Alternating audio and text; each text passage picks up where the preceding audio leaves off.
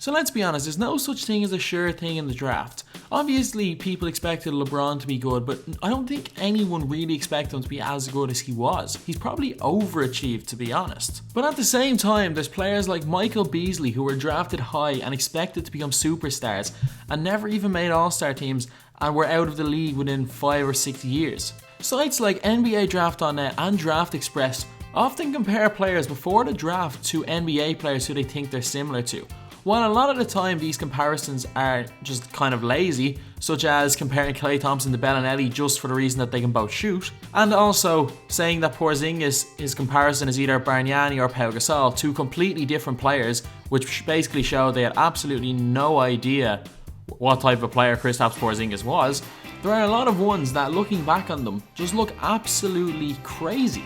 One of those was Damian Lillard, who was the 6th pick in the 2012 NBA draft. So Draft Express had him 10th in the mock draft, which wasn't that far off, to be honest. 10th, 6th, wasn't right, but that's not the point of this. The point is that they said, as a best case scenario, he was going to become George Hill. While George Hill's solid, a very solid player, he's no Damian Lillard. What makes this more ridiculous was that a year prior, George Hill was traded for the 15th pick.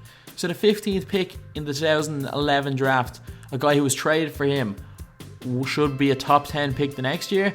I don't really get that logic and how that was a best case scenario. Obviously Lillard has surpassed that and is now an all-star level player and has led the Blazers to the playoffs in the last 4 years now. So Draft Express were definitely wrong with that one. The 2015 draft could go down as one of the best drafts of all time. KarlAnthony Towns was predicted to be the number 1 overall pick and no one really questioned it.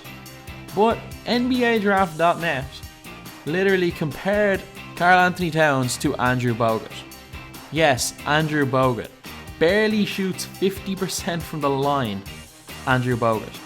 I don't think they had any idea what type of player KarlAnthony Towns was. Obviously he was held back a little bit at Kentucky, but there were so many clips online of him nailing 3-point shots, showing off his handle, showing off his all-around game. But obviously NBA Draft.net didn't look at that and thought he was going to be only a rim protecting, shot blocking rebounder. How wrong they were. Adam Morrison was the 3rd pick in the NBA draft in 2006.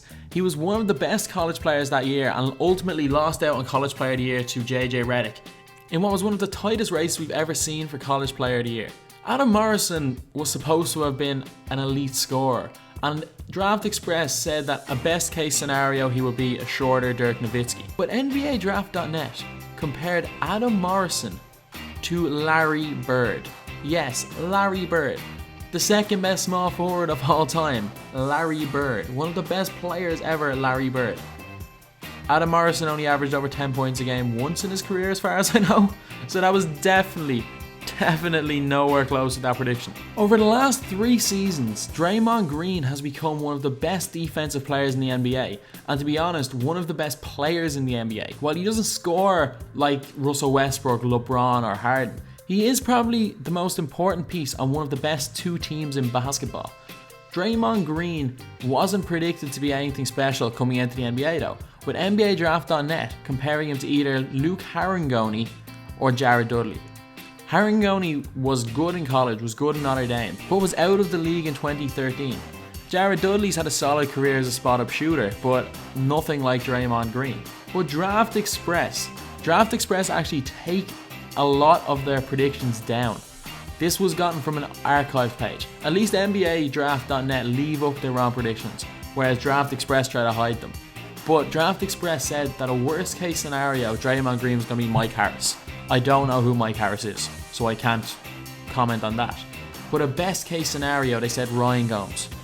Ryan Gomes as a best case scenario for Draymond Green. Draymond Green is now a 2-time All-Star, could possibly win Defensive Player of the Year, and if the Warriors win, will have 2 rings.